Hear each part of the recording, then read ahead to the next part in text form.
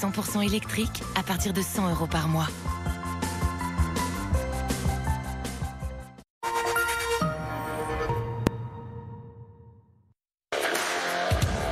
Votre rendez-vous avec Histoire et Patrimoine, spécialiste de la réhabilitation de biens immobiliers d'exception. Votre rendez-vous avec Mano Mano Pro, le bon réflexe travaux pour tous les pros qui n'ont pas de temps à perdre. Mano Mano. Mano Mano Pro, on bosse pour vous.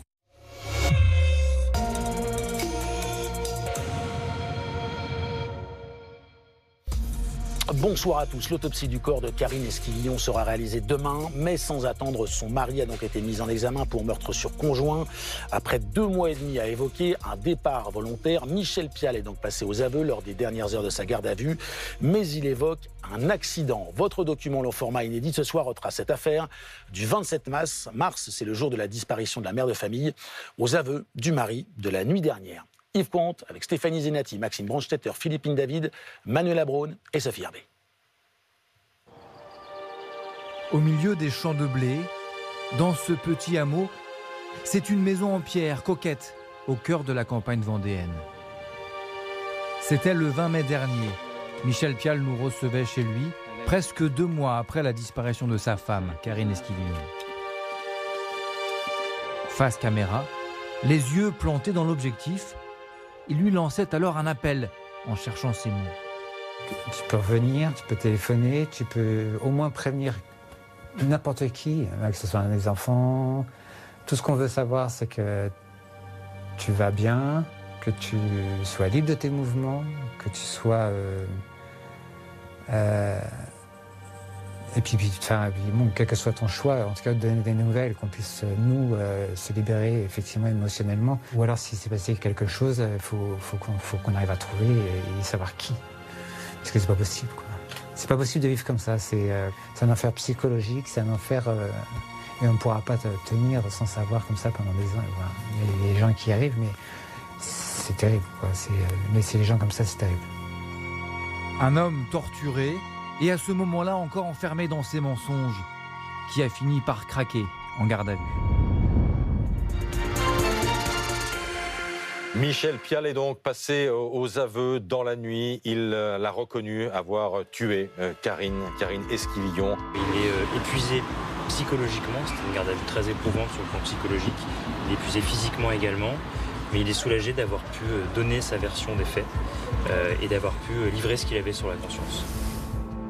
Il est environ 2 heures du matin lorsqu'il avoue la mort de sa femme, tuée par balle. Mais il plaide l'accident. Il assure que le coup est parti tout seul, alors qu'il prenait en photo son arme pour la revendre sur Internet. Une énième version, livrée cette fois-ci aux enquêteurs, dans une garde à vue de 48 heures, déterminante. Une course contre la montre pour connaître la vérité. Sur les indications de Michel Pial, le corps de sa femme a été retrouvé dans ce bois, à 15 km du domicile du couple, simplement posé sur le sol. Tragique dénouement d'une disparition mystérieuse. Karine Esquivillon, 54 ans et mère de 5 enfants, s'était volatilisée le 27 mars dernier. Très vite, les soupçons se portent sur Michel Pial, un brocanteur âgé de 51 ans. Il nous avait reçus chez lui, peu de temps après les premières perquisitions des gendarmes. Voilà, on va scotcher là-haut. Et puis là. Comme pour jouer la transparence depuis la médiatisation de la disparition de son épouse. Ce 20 mai, devant notre caméra, il tient alors à nous montrer les pièces de sa maison passées au peigne fin par les enquêteurs. Ils avaient mis des films occultants ici et ici. C'est comme ils ont mis du produit partout par terre. Il y avait l'escabeau qui était là. Donc je pense qu'ils ont dû prendre des photos pour voir s'il y avait quelque chose qui s'illuminait, quoi. Les enquêteurs ont réalisé des prélèvements et ont aussi sondé le puits dans le jardin où nous emmène Michel Pial. Le puits est là. Donc les plongeurs ont été vérifiés à l'intérieur. Il fait à peu près 7 mètres de profondeur. Michel Pial est la dernière personne à avoir vu vivante Karine Esquivillon, ici, dans leur maison de Maché. Depuis, tout le monde s'interroge.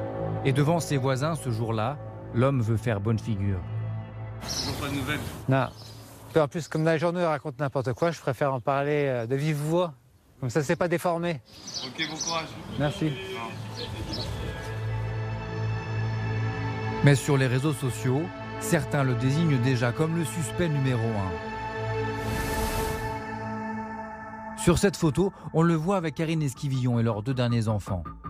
Ils se rencontrent en 2002 en région parisienne et habitent depuis 17 ans dans cette maison avec leur famille recomposée. Elle a 2 enfants d'un premier mariage, elle a 3 enfants de son deuxième mariage avec Michel Paille. C'est une femme au foyer qui consacre la plupart de son temps à s'occuper de sa maison, de ses enfants et notamment de Jules qui est né grand prématuré et qui maintenant est sourd et des difficultés forcément qu'apporte sa surdité. Donc voilà, elle passe tout son temps à s'occuper d'eux. Les 2 derniers enfants ont 14 et 12 ans. Karine est décrite par ses proches comme une femme au foyer très investie dans la vie de la maison. C'est quelqu'un de très sociable, communicante. Elle aime beaucoup échanger, discuter. Oui, en jouer, plutôt gai, quoi. Quelqu'un de solaire, très investi pour ses enfants. C'était la pièce maîtresse du foyer. Elle s'occupait du ménage, elle décorait la maison, parce que c'est une personne qui est extrêmement manuelle. Et elle va vraiment être dans ce truc de je vais bricoler des meubles, je vais faire la décoration. C'est pour elle, quand on passait le pas de la porte, on devait se sentir bien. Ça devait être la maison, la sécurité. Le couple vivait sous le même toit, mais était séparé depuis 3-4 ans. Une situation familiale singulière. Ils étaient encore mariés, mais ils n'étaient plus ensemble, donc il n'y avait plus de relation intime, quelle qu'elle soit. Donc c'est-à-dire qu'ils se levaient le matin, ils se faisaient la bise, par exemple. Donc on était plus sur une colocation, on peut appeler ça comme ça.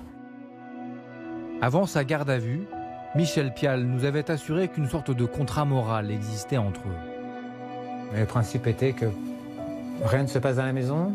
Si quelqu'un rencontrait quelqu'un, enfin avait l'intention, ne serait-ce que l'intention de rencontrer quelqu'un d'autre, on en parlait avant et de s'arranger pour habiter pas loin, pour faire une semaine. Ils continuent à vivre ensemble pour des raisons financières et visiblement parce qu'ils s'apportent l'un l'autre, chacun a des compétences qui servent à l'autre. Ça les arrangeait d'un point de vue financier et aussi d'un point de vue pour accompagner les enfants, dont mon petit frère qui est atteint de surdité.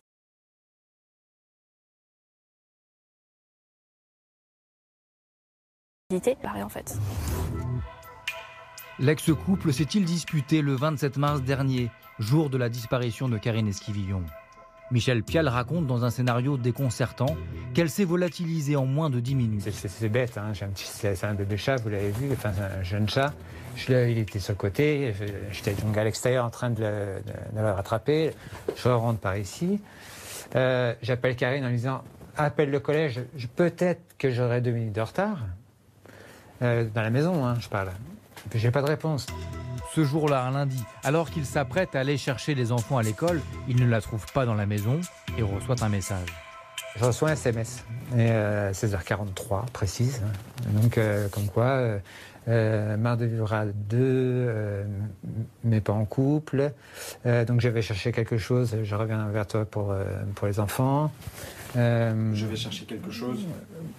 Pour moi, c'est une maison, enfin, quelque chose d'une location. Parce que si elle revient vers moi pour les enfants, c'est qu'elle a trouvé une location pour habiter quelque part et faire une semaine sur 2 comme on avait convenu.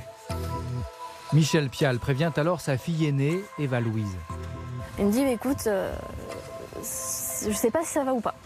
Je fais oula, qu'est-ce qu'il y a? Maman va bien, les enfants vont bien. Première question qui me vient à l'esprit. Et elle me dit justement, c'est par rapport à maman, maman est partie. Mais déjà, son récit présente des incohérences. Il a pu raconter à des proches qu'il avait vu la voiture de son ex-compagne partir.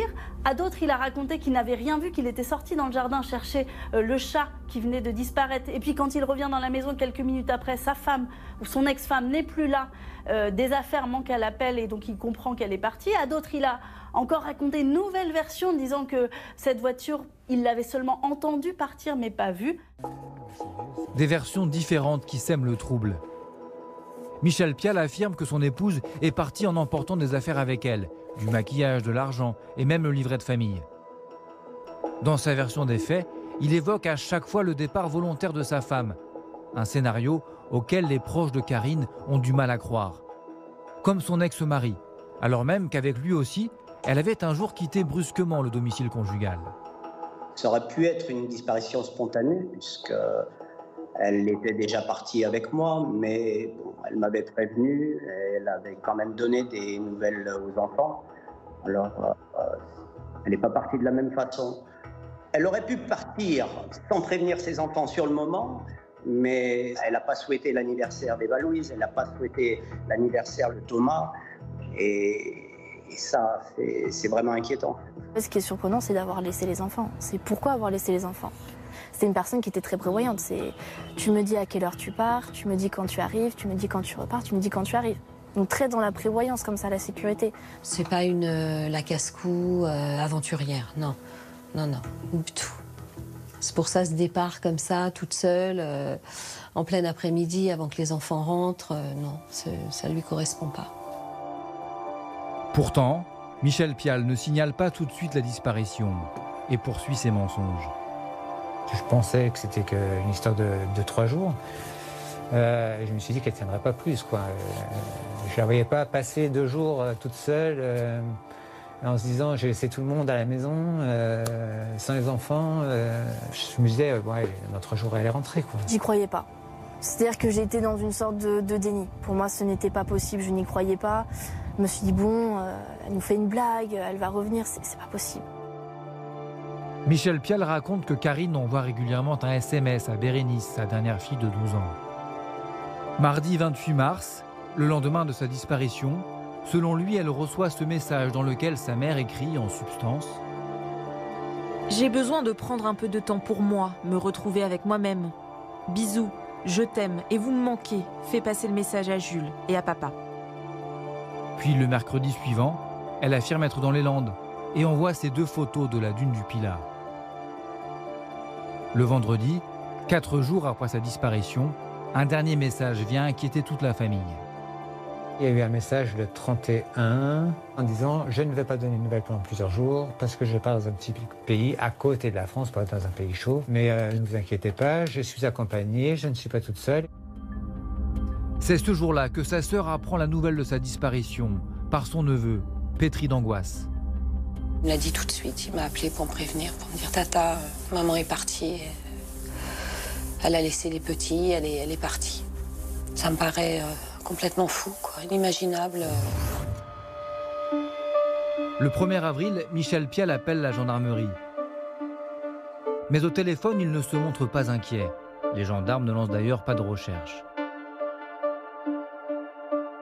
Le 3 avril, c'est-à-dire 7 jours après avoir vu sa femme pour la dernière fois, il se rend finalement à la gendarmerie pour signaler la disparition. Le 9 avril, un nouvel élément vient renforcer les craintes des enquêteurs. Le téléphone de Karine Esquivillon est retrouvé à proximité de son domicile par le maire de la commune, près d'une aire de covoiturage. Je marchais et on a traversé la route pour continuer notre marche, donc on a monté sur la partie gauche de cette route départementale et quelques mètres plus loin, on voit ce téléphone dans le fond du fossé.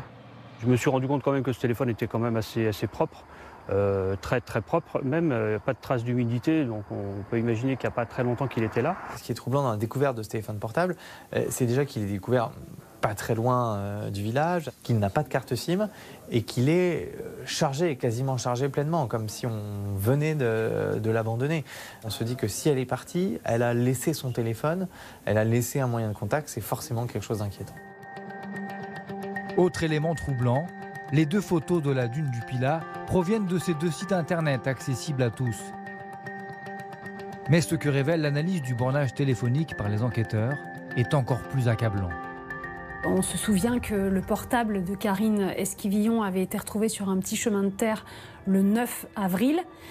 Ce portable, il va être exploité et les gendarmes vont s'apercevoir qu'en fait, entre le 27 mars et le 9 avril, il va être allumé à plusieurs reprises. En fait, il est éteint, il passe en mode avion et puis il est rallumé et puis il est rééteint à nouveau. Mais à chaque fois qu'il est allumé, ce portable, il va borner exactement au même endroit que celui de Michel Pial, ce qui les a fait penser qu'en réalité, c'était lui qui était en possession de ce portable.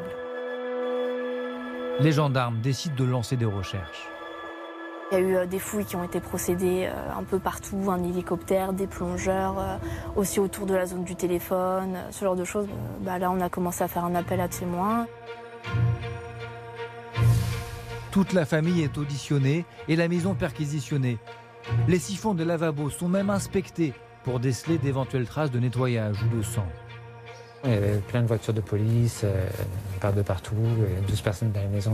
Ils ont perquisitionné toute la maison. Ils ont pris tout ce qui était matériel électronique,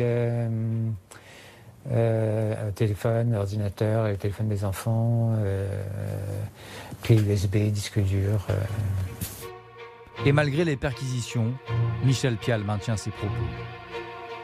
Ce jour-là, lorsque nous lui demandons si sa femme aurait pu être kidnappée dans sa maison, il se montre catégorique. Il n'y a personne qui l'a forcée, parce que j'ai entendu crier, puis elle a pris des affaires qui étaient dans différents endroits dans la maison. Quelqu'un qui la force, c'était impossible de venir dans la maison en 10 minutes, sans que j'entende, prendre des affaires en haut, prendre des affaires en bas, rentrer dans les dossiers, sortir un livret de famille, sortir certaines choses en haut, des habits, des produits de beauté, des parfums, des papiers. Ça peut pas être, c'est impossible. Un homme pris au piège de son mensonge. Mythomane jusqu'au boutiste. Un trait de caractère qui semble lui coller à la peau et qui avait déjà interpellé de nombreux proches par le passé. Son ex-femme notamment, qu'il a rencontrée en 96. Un coup de foudre immédiat, écrira-t-elle des années plus tard à son avocat lors de la procédure de divorce. Dans ses notes qu'elle rédige alors qu'elle porte plainte contre lui, on découvre la lente dégringolade du couple. 1 an et demi après le début de leur relation, Michel Pial, qui enchaîne alors les petits boulots, crée un projet de borne interactive. Voici ce qu'écrit son ex-femme. Au bout de quelques temps, il me dit que l'entreprise Dassault est intéressée par son projet. Le soir, il me dit que ça se passe bien et qu'ils achètent son projet 15 millions de francs. Je saute de joie, fière de lui. Les jours passent et les choses se compliquent. Dassault, pas de nouvelles, retard de loyer. Je commence à m'impatienter. Bref, des tas d'excuses. Je crois toujours Michel et j'attends le jour J. Puis un matin, Michel nous annonce que la vente est annulée. Michel donne rendez-vous à son père et lui avoue qu'il n'y a pas de contrat avec Dassault. Il fait promettre à son père de ne pas me le dire. Le couple est en grande difficulté financière, ne parvient plus à faire face aux dépenses du quotidien. Pourtant, un jour, Michel Pial fait une confidence surprenante à son ex-épouse. Il me parle de l'armée. Il me dit être lieutenant dans les services spéciaux. Il me dit qu'il est tireur d'élite, que c'est top secret, que personne n'est au courant. Il me raconte ses missions, comment cela s'organise, une foule de détails. Michel Pial multiplie-t-il les mensonges? C'est ce que semble croire une amie de son ex-femme. Elle me prend à part et me dit que mon mari est mythomane, ce que je refuse de croire. Elle dit qu'elle a peur pour moi et les enfants. Je pleure, c'est un enfer, je ne sais plus où j'en suis.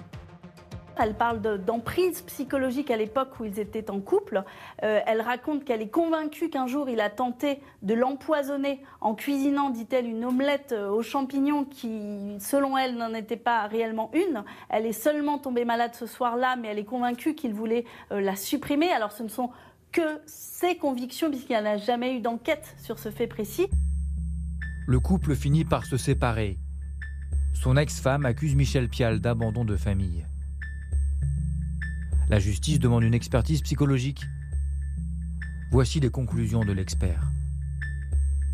Le docteur conclut à un comportement abandonnique lourd et persistant, des demandes irréalistes et inadaptées, une fragilité psychologique et une précarité sociale. Après cette séparation, Michel Pial est hospitalisé en psychiatrie. C'est là qu'il rencontre Karine Esquivillon en 2002.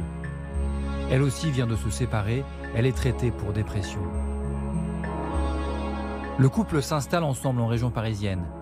Un début de relation entaché rapidement par les problèmes d'alcool de Michel Pial. Ma sœur trouvait qu'il buvait, qu'il buvait un peu trop. Et donc elle s'inquiétait beaucoup pour Eva Louise, qui était toute petite. Et puis ma sœur lui a demandé d'arrêter de boire immédiatement parce que c'est la condition pour qu'ils restent ensemble. Et il a accepté, et il a fait une cure. Et je ne l'ai jamais vu reboire un verre. La famille déménage ensuite en Vendée dans cette maison. Michel Pial démarre une activité ne brocante. Usage de faux et contrefaçon.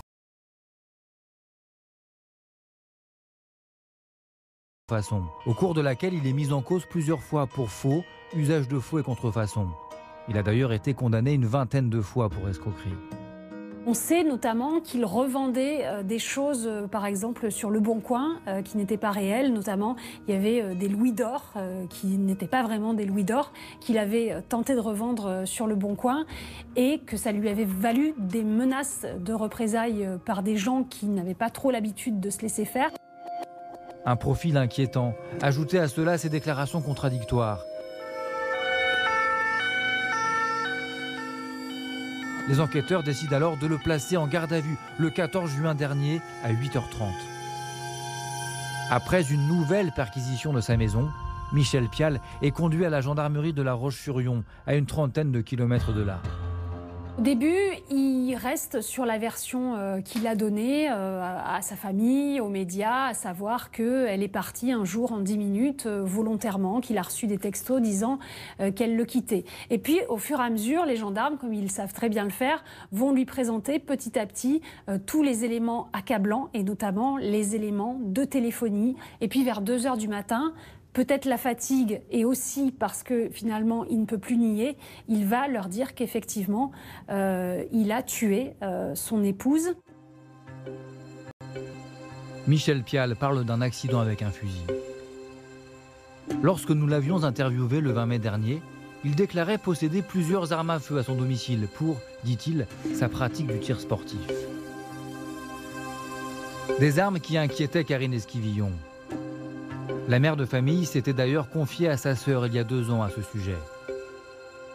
Ma sœur m'a appelée très inquiète pour me dire que Michel avait des armes à la maison. Elle était très apeurée, ma sœur, elle avait peur de toutes ces choses-là, les armes, l'alcool, la vitesse, tous ces trucs-là, ça la traumatisait.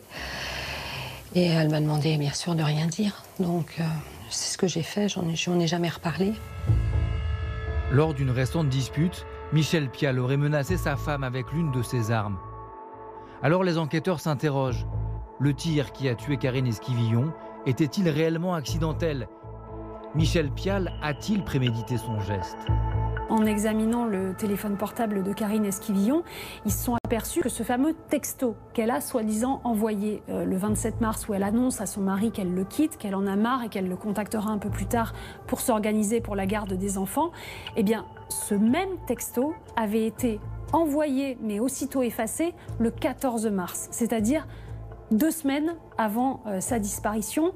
Ce qui les laisse penser que peut-être il avait décidé de le faire ce jour-là et puis que quelque chose l'en a empêché et que donc il s'était ravisé. Après presque 3 mois de mensonges, Michel Pial a été présenté à un juge.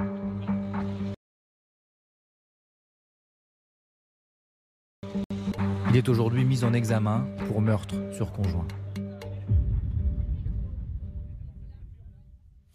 Voilà donc pour ce long format inédit, exceptionnel, réalisé par les équipes de Ligne Rouge. Mes invités ce soir, Janine Bonadjunta, bonsoir. Bonsoir. Vous êtes avocate au barreau de Paris, spécialiste des violences conjugales. À vos côtés, Joseph Agostini, bonsoir. Psychologue, bonsoir. Psychanalyste. Face à vous, David Corona, bonsoir. Négociateur, profileur, ex-membre du GIGN, fondateur de l'agence Incognita et par ailleurs, auteur de Négocier, paru aux éditions Grasset. Et à vos côtés, Dominique Rizet. Rebonsoir Dominique. Rebonsoir. Consultant police-justice BFM TV. Tous les 4, nous avons une demi-heure pour évoquer l'ensemble de ce que l'on sait et puis de ce qui va se passer ensuite. Je vais débuter avec vous Dominique parce que, encore une fois, le digital, la garde à vue classique a fait craquer un homme, même si ce soir, on le répète, il a une version différente de celle pour laquelle il est mis en examen. Meurtre au conjoint, lui dit que c'est un accident. Oui. Mais on est face à des choses qu'on a déjà vues dans ce type d'affaires, à savoir quelqu'un qui craque au bout du bout et avec des éléments concrets assez engageants. Bien sûr, et peut-être même quelqu'un qui craque au bout du bout parce qu'on lui a opposé des éléments techniques qui faisaient qu'il ne pouvait plus se sortir de cette situation sans dire « bah oui, c'est moi, oui, je vous ai menti, voilà ».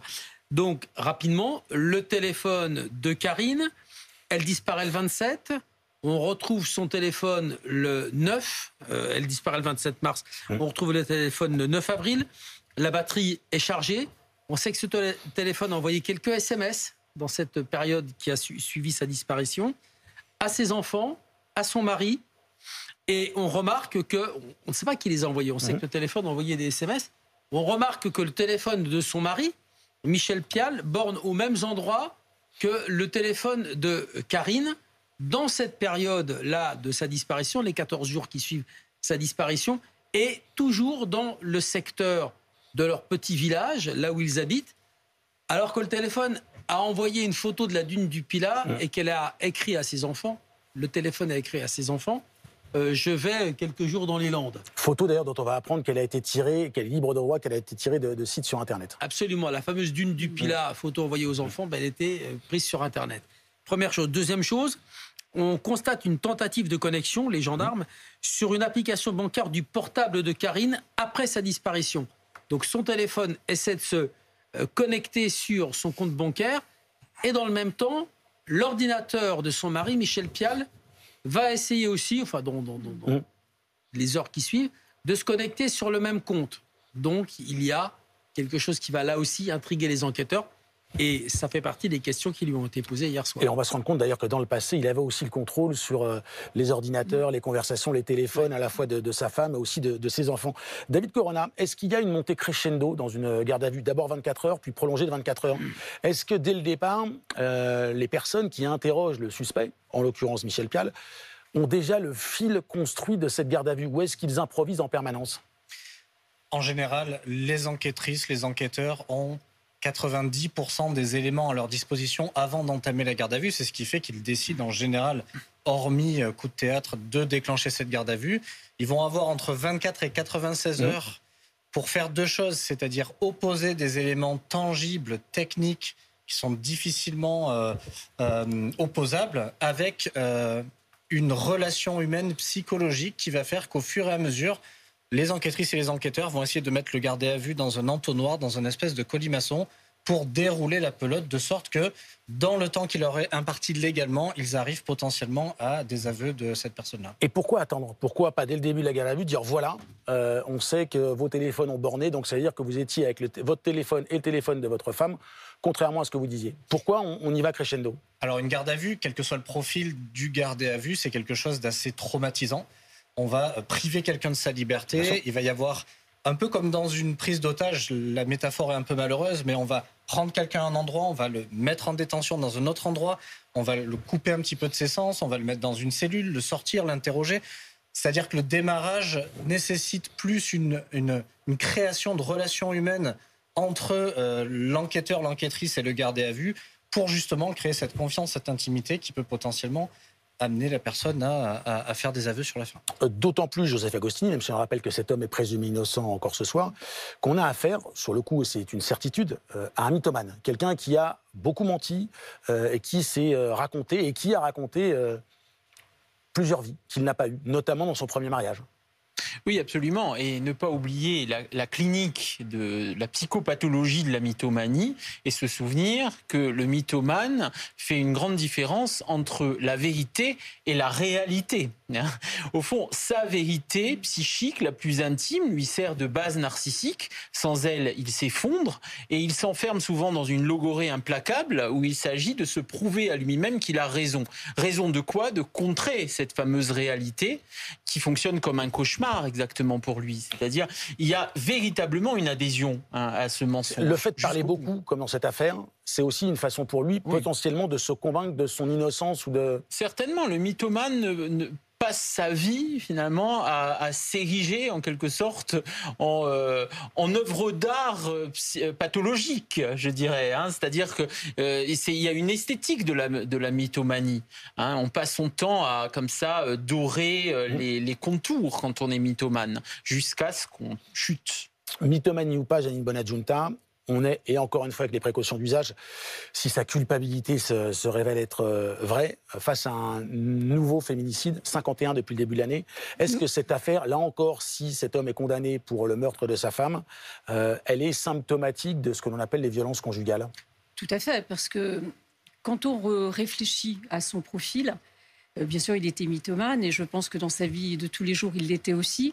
C'était quelqu'un de contrôlant qui faisait subir des violences psychologiques, ce qu'on en sait, et peut-être même physiques. Et la preuve en est, c'est qu'elle avait envie de partir. Et peut-être elle est partie parce que elle lui a fait comprendre qu'elle savait beaucoup de choses, que tout ce qu'il disait était faux. Agent une sorte de mythomanie. Oui, voilà. Donc, et c'est souvent ce qui fait le déclic chez l'auteur de ces violences psychologiques et de tous ces mensonges, c'est qu'à un moment, ils sont rattrapés par la réalité. Et là, il perd pied. Il a perdu pied, très certainement. On va écouter la sœur de Karine Esquivillon et elle traduit avec ses propres mots, évidemment, sa douleur, un sentiment qui dépassait sa seule personne. J'ai souvent eu des doutes à son sujet, j'ai des choses chez lui que je ne ressentais pas. Vous savez, ces sentiments profonds qu'on n'explique pas forcément, mais il y a des intuitions, on ressent des choses avec les gens. Donc ce gars me semblait pas fiable. Et je me souviens beaucoup ma grand-mère était inquiète pour ma sœur. Elle ne l'a pas connu longtemps, mais elle ne le sentait pas, comme elle me disait. Elle ne le sentait pas. Et voilà, je comprends ce qu'elle a pu ressentir à l'époque. Il lui a fallu peu de temps pour sentir que c'était quelqu'un de particulier et de compliqué. Et il nous a apporté tellement de malheur dans notre famille. Enfin, c'est affreux ce qu'il nous a fait. Ce qu'il a fait à ma sœur, c'est atroce. Dominique, au-delà de cette émotion compréhensible, au-delà des doutes qu'une partie de la famille, des proches ou des spécialistes avaient, il est présumé innocent. Et d'ailleurs, Michel Pial, au cours de sa garde à vue, avoue mais un accident. Il ne reconnaît pas avoir tué volontairement sa femme. Que dit-il précisément? Alors, je vais d'abord commencer par vous dire, c'est une appréciation personnelle, mais que c'est quelqu'un qui a beaucoup menti. Depuis le 27 mars, le 3 avril, 6 jours après la prétendue disparition de sa femme, c'est quelqu'un qui a beaucoup menti. Donc, il est venu aux aveux, comme tu l'as très bien raconté, avec cette façon qu'ont eu les enquêteurs de venir le chercher sans doute, mais il y a peut-être un moment où un blocage se produit sur oui, je l'ai tué, mais je ne peux pas l'avoir tué volontairement en l'étranglant, pardon pour le geste. Mais voilà, j'avais une arme chez moi. On sait qu'il a des armes, il a une détention d'armes, il fait du tir sportif, et puis il a d'autres armes qui sont peut-être d'ailleurs même déclarées. Oui, s'il voulait la vendre, elle devait être déclarée, j'imagine. Ce qu'il dit, c'est qu'il l'a tué en voulant prendre une photo de son arme qu'il voulait vendre. Il va inventer cette... il va livrer... C'est peut-être la vérité. Il va donner cette version, il veut vendre son arme, il veut la poser sur une table, il fait une photo, l'arme est chargée, le coup part. Quelqu'un qui sait utiliser les armes, visiblement c'est son cas, va déjà vérifier si l'arme est chargée, et puis de toute façon, s'il manipule l'arme, ne touchera certainement pas la queue de détente, ça ne peut pas arriver, pour quelqu'un qui connaît les armes. Donc cette version, c'est maintenant aux magistrats de demander à des spécialistes qui seront des balisticiens, qui seront des spécialistes de la balistique lésionnelle, qui feront des trajectoires, qui calculeront des trajectoires de la balle qui sera retrouvée dans le corps, ou en tout cas de la trajectoire de la balle qui a causé la mort de Karine, si ça s'est bien passé comme ça, avec les explications que lui donnera en disant « la carabine était là, j'étais ici, elle était debout à côté de moi », et puis quelqu'un dira, un spécialiste, un expert, possible, pas possible. David Corona, comment on avance désormais en recueillant les informations, le témoignage de ce suspect parce qu'on a fini une étape, la garde à vue, désormais on entre dans une autre étape. À qui il va parler? Qui va pouvoir le faire avancer vers la vérité, si tant est qu'elle puisse être trouvée? Il va être accompagné dans cette procédure. Déjà, il a vu un juge. Ensuite, il va être accompagné dans cette procédure par son avocat. Il va y avoir d'autres interrogatoires, d'autres auditions. Mais ce qu'il y a de compliqué avec quelqu'un qui a un profil mythomane, pour l'avoir vu en négociation de crise plusieurs fois, c'est que ce sont des personnes très agiles mentalement, très souples. C'est-à-dire qu'ils sont capables de changer de version assez rapidement pour retomber sur leurs pattes. C'est trouver une explication, un mensonge qu'on leur tout oppose. De suite une explication, une vivacité d'esprit qui fait qu'ils arrivent tout de suite à se sortir d'un faux pas. Et en même temps, il y a quelque chose qui est assez instable parce que il faut arriver à avoir de la stabilité émotionnelle, ce qu'il a eu, mais visiblement, à un moment donné, quand on les confronte à de trop fortes preuves ou difficiles à démonter, les gens en viennent potentiellement, comme c'est le cas là, à un aveu. Mais peuvent aussi, dans la suite des événements, revenir en arrière, reprendre une version, changer une version, j'ai oublié ça, et ainsi de suite. Et donc cette souplesse et cette agilité mentale qui leur donne ce défaut d'une certaine manière est une qualité à ne pas négliger pour les enquêtrices et les enquêteurs dans la suite de l'enquête. Janine Bonnet-Junta, hier soir, la nuit dernière, il dit « j'ai tué ma femme par accident ». Pourquoi, si c'est la réalité, ne pas l'avoir dit plus tôt ? Et qu'est-ce que ça aurait pu changer dans la tonalité de cette affaire ? C'est ce qu'on peut se poser comme question. En premier lieu, ça aurait tout changé, puisque déjà, on l'aurait cru sur d'autres éléments. Aujourd'hui, il y a des zones d'ombre qui vont être solutionnées, pour la plupart, par tous les experts qui vont être désignés. L'expert balistique, comme disait Dominique, il y a aussi... L'autopsie sera réalisée demain, notamment. L'autopsie, il y aura une reconstitution de la scène, donc qui va quand même, avec des experts présents, démontrer ou non la réalité de ce qu'il dit. Et puis, il y a aussi les expertises psychiatriques qui vont déterminer quel est son profil, quelle est sa personnalité, quelles sont ses fragilités, et surtout déceler s'il ment, pourquoi, et ça nous éclairera sur le dossier. Joseph Agostini, est-ce que ça conforte ce que vous disiez un peu plus tôt, c'est-à-dire que il nous dit hier soir, ou il dit plutôt à ceux qui l'interrogent, c'est un accident, et il n'a pas fait le choix de dire cela après la disparition de sa femme, quelles qu'en soient les causes. Et après, il s'enferme, et il vient accueillir les caméras, les yeux dans les yeux, selon l'expression consacrée, il ment, il en appelle même à sa femme en disant « donne-nous des nouvelles, dis-nous même que tu vas bien, que tu as choisi de partir ». Mais ça dit quoi ? Parce qu'on a le sentiment de quelqu'un qui, peut-être sur un coup de colère, on ne sait pas du tout, agit, et de quelqu'un qui est extrêmement froid, qui va au-delà de la froideur et du calcul. C'est un mélange de déni, de froideur, le tout matiné de narcissisme manipulateur, exhibitionniste, c'est-à-dire... Il y a une jouissance en disant je mens et visiblement ça fonctionne. C'est-à-dire avoir envie de se montrer, parce qu'il sait pas, finalement, il n'a pas accueilli des journalistes une fois, il les a accueillis plusieurs, et puis il y a cet étalage, et puis il y a cet aspect, ce côté très assertif et froid comme ça dans les interviews, cette manière, et puis en même temps ce regard complètement décalé d'ailleurs, quelque chose comme ça qui montre bien qu'il est au fond, qui cache un véritable sanctuaire. Enfin, tout ça ne tient pas depuis le départ. Le personnage est déjà suspect en fait dans sa manière d'être. Il y a quelque chose comme ça d'extrêmement, je dirais, un narcissisme pathologique tout à fait visible et donc découle de là la mythomanie et puis le passage aux aveux. Finalement, c'est la suite logique à quelque chose qui déjà était tragique dans la forme, dès le départ. Dominique, que reste-t-il à savoir quelles sont les zones d'ombre encore éclaircies? Elles sont nombreuses, je l'imagine, mais quelles sont-elles principalement? Il y a pas mal de choses. Il a donné l'emplacement du corps, et ça c'est important. On l'a retrouvé, autopsie demain. Ça permet effectivement de savoir qu'il était le seul à savoir où était ce corps, donc ça établit bien quand même sa mise en cause dans ce dossier, c'est important. Le corps, l'autopsie, vous l'avez dit. Il a dit où était l'arme du crime, qui n'a pas été retrouvée. Il l'a jetée dans l'eau d'une rivière ou d'un étang. Elle n'est pas retrouvée. Ensuite, il faut maintenant retrouver la scène de crime, parce que visiblement, ça ne s'est pas passé dans cette maison qui a été passée au peigne fin par les gendarmes, qui n'ont pas retrouvé de traces de sang. Si c'est un meurtre par arme à feu ou un accident, pardon, je reprends sa version, un accident, et s'il a tué sa femme accidentellement avec une arme à feu, ça doit avoir laissé des traces de sang, obligatoirement, dans la maison. Donc ça veut dire que la scène de crime, soit elle est ici, il a donné la vraie version, mais il semblerait que les gendarmes n'aient pas trouvé de traces de sang la première fois qu'ils sont allés dans cette maison. Donc ça peut s'être reproduit ailleurs. Donc il faut trouver la scène de crime, le lieu du crime. Et puis il faut établir maintenant les circonstances. Est-ce que oui, accident? Est-ce que non, pas accident, mais meurtre? David Corona, ce que je trouve passionnant les interrogatoires, c'est qu'en fait on interroge, c'est mon sentiment en tout cas, on interroge le suspect non pas pour avoir la vérité, mais pour avoir assez d'éléments et contredire ce qu'il dit. Est-ce que c'est quelque chose qui est juste et est-ce que c'est quelque chose qui va se poursuivre? Alors, il y a plusieurs types d'interrogatoires et de mise en garde à vue. Il y a les gens qui sont suspectés et il y a les témoins potentiels sur lesquels on a un peu des doutes. Là, dans le cadre de ce type de garde à vue, c'est quasiment de la maïotique. On essaye de faire accoucher la personne de ce qui va être fait là, comme c'est le cas à ce moment-là.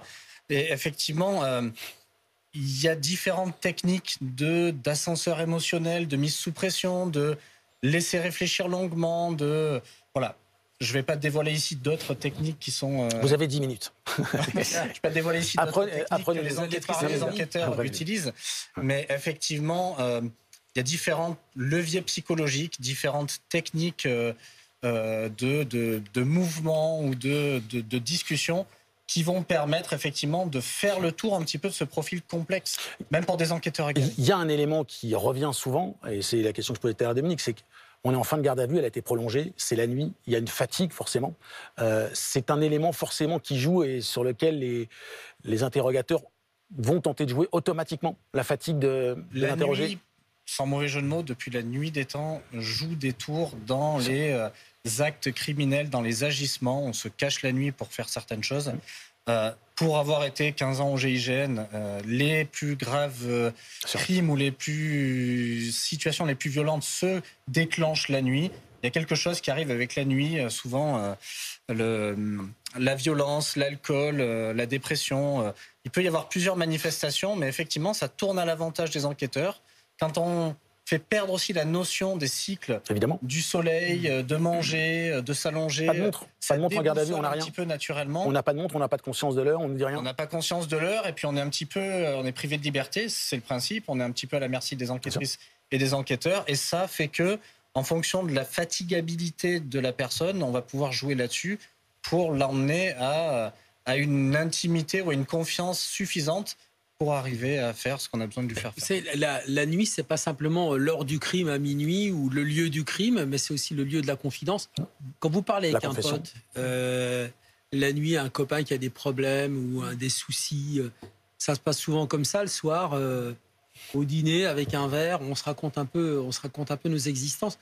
Donc ça, c'est important. C'est un moment où les téléphones ne sonnent pas, c'est un moment où les portes ne s'ouvrent pas, c'est un moment où les voitures n'arrivent pas dans la cour de la gendarmerie.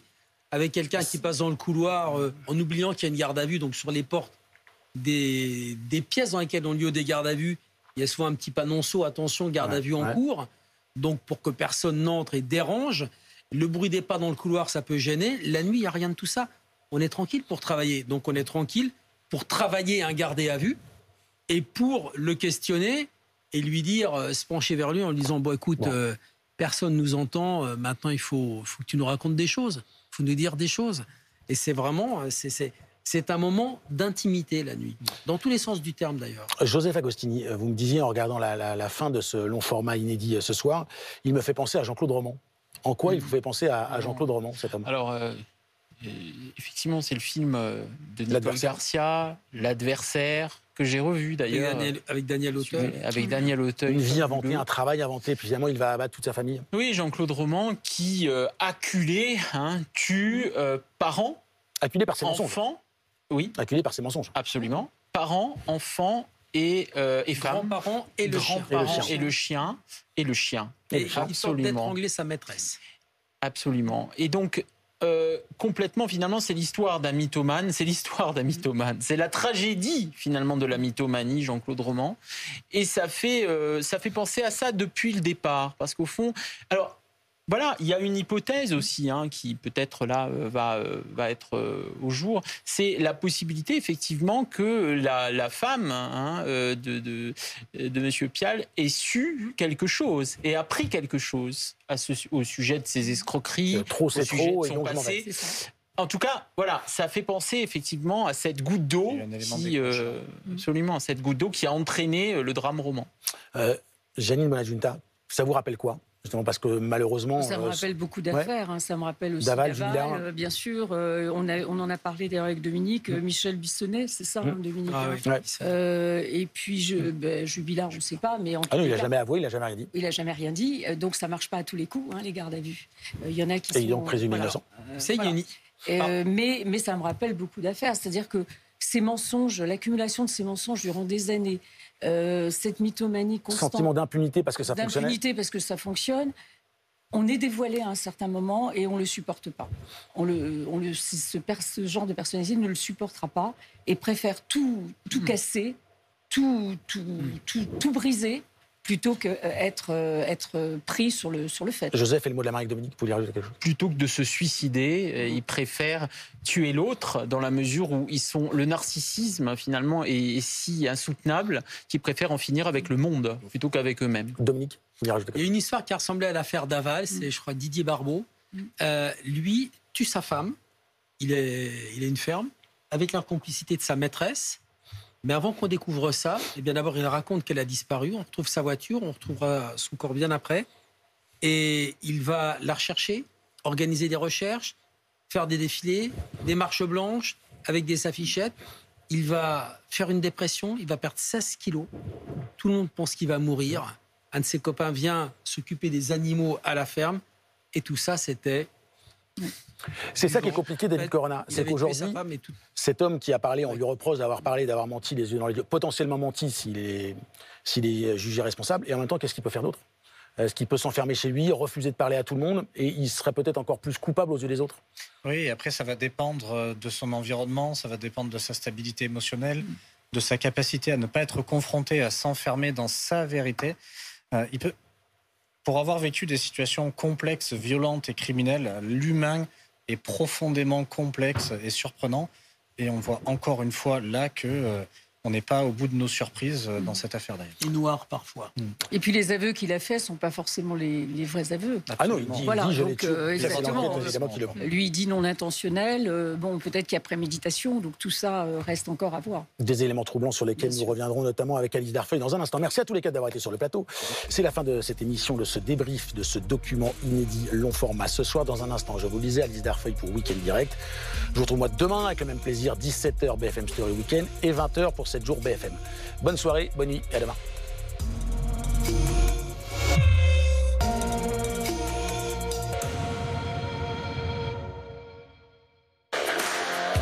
C'était votre rendez-vous avec Histoire et Patrimoine, spécialiste de la réhabilitation de biens immobiliers d'exception. C'était votre rendez-vous avec Mano Mano Pro, le bon réflexe travaux pour tous les pros qui n'ont pas de temps à perdre. Mano Mano. Mano Mano Pro, on bosse pour vous.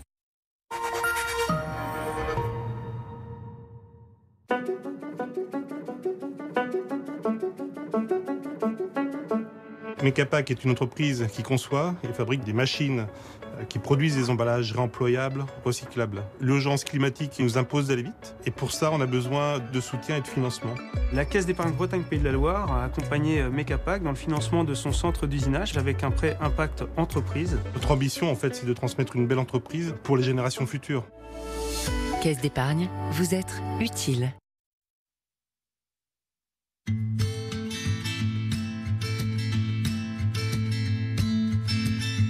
Tu m'as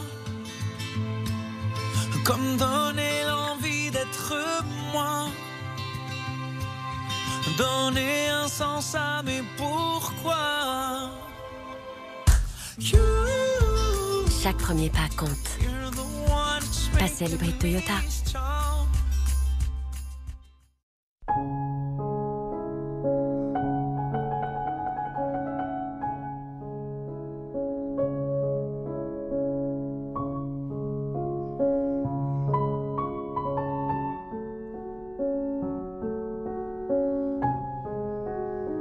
Ma reine d'amour pour toujours.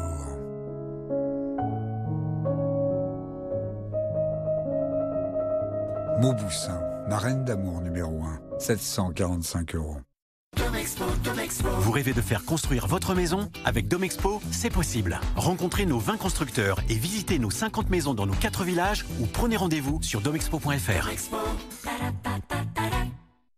Pour obtenir une eau purifiée mais toujours riche en minéraux, faites confiance à Aquatechnique, distributeur exclusif des filtres à eau Doulton et des filtres par gravité British Bergfeld. Avec une seule cartouche Doulton, filtrée jusqu'à 2300 litres. Notre filtre par gravité British Bergfeld vous assure une eau de bonne qualité partout. Aquatechnique, spécialiste des solutions de filtration de l'eau depuis 1990. Pour 5 900 €, équipez-vous de panneaux solaires. Installation, matériel, démarche, SAV et garantie. Pour 5 900 €, tout est compris. Découvrez l'offre de notre partenaire Avison. Produisez enfin votre propre énergie et faites des économies. C'est ça, un bon plan Carrefour Énergie. On a tous une bonne raison de ne pas changer de lunettes. Que ce soit parce que... J'ai trouvé aucun rendez-vous. Ou bien parce que... Mais moi, je vois encore bien avec. Ou alors... Surtout, c'est trop cher. Pourtant, votre vue évolue chaque jour. Et si votre correction a changé, vous pouvez renouveler vos lunettes gratuitement tous les ans chez Optical Center. Nos opticiens vous reçoivent pour un examen de vue. C'est simple, rapide et 100% pris en charge. Avec l'offre 0 €, choisissez votre nouvelle paire. Optical Center. Voir le beau, entendre le bien. Dispositif médical.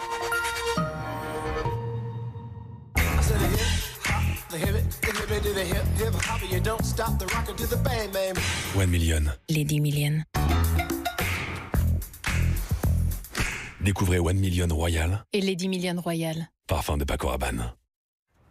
Avant de remplacer un appareil endommagé, sommes-nous sûrs qu'il n'est pas réparable? Choisir son assurance habitation à la Maïf, c'est choisir de lutter contre le gaspillage. Maïf, assureur militant. Alors, vous vous sentez comment avec vos nouveaux appareils? Waouh, j'entends parfaitement. Et je vous rappelle que vous avez moins 40%. Quoi, vous dites? Vous avez moins 40% chez Optical Center. Mais oui, alors j'ai bien entendu. Et vous avez d'autres bonnes nouvelles? En plus, on vous offre une paire de lunettes à votre vue. Mais ça marche super bien, j'entends des choses fantastiques. Et ça marche aussi avec les verres progressifs. C'est dingue, ça s'arrête jamais ce truc. Non, alors qu'est-ce qu'on fait? On les choisit, ces lunettes? Ici? Maintenant, vous m'êtes très sympathique. C'est réciproque. Avec l'offre audition, vos appareils auditifs sont à moins 40% et on vous offre une paire de lunettes à votre vue, même en progressif. Optical Center, optique et audition. Dispositifs médicaux. Ah, Booking.com. Le rêve d'aller ailleurs, n'importe où. Bungalow ou chalet, franchement, je m'en fous. Quelque part, n'importe où. Un beau chalet pour faire du ski, mon œil. Ailleurs, n'importe où. Du glamping pour ne pas devoir sortir faire pipi. Trouvez la location de vacances idéale. Booking.com, Booking. Yeah. Voici le nouveau projet d'Eric. Et avec la fibre, il l'envoie en un instant. Ce sont les plans d'un bâtiment pour sa prochaine commande. Lucie, sa cliente, a reçu les fichiers en toute sécurité et c'est validé. Une fois sa start-up installée, Mehdi a pu travailler avec son équipe sur place et à distance pour développer à son tour son nouveau projet. Avec les solutions SFR Business, gagnez en agilité quelle que soit la taille de votre entreprise. SFR Business, l'agilité au cœur de votre entreprise. Après 10 saisons, les millions de fans de la princesse Wakani vont enfin connaître son secret.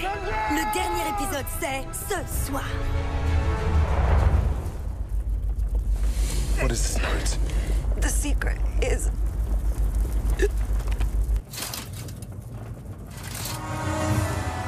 Non mais c'est ça la fin? Mais le secret!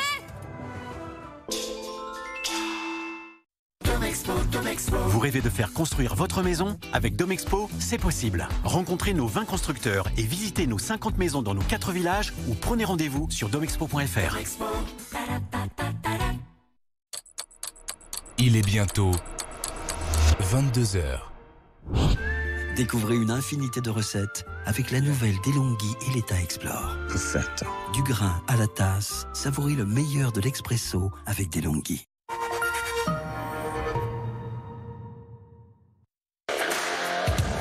Votre rendez-vous avec Histoire et Patrimoine, spécialiste de la réhabilitation de biens immobiliers d'exception. Votre rendez-vous avec Mano Mano Pro, le bon réflexe travaux pour tous les pros qui n'ont pas de temps à perdre. Mano Mano Pro, on bosse pour vous. Bonsoir à tous, bienvenue sur BFM TV, vous êtes évidemment dans Week-end Direct, il est presque 22 h et on est ensemble en direct pendant 2 heures jusqu'à minuit. La Terre a tremblé ce soir en France, l'un des séismes les plus importants des dernières décennies ressentis dans plusieurs départements de l'ouest de la France. Ça s'est passé aux alentours de 18 h 30, une personne a été blessée légèrement mais il y a aussi des dégâts matériels. Les images, les dégâts et les questions que cela pose aussi, on va en parler longuement durant cette prochaine demi-heure. C'est évident.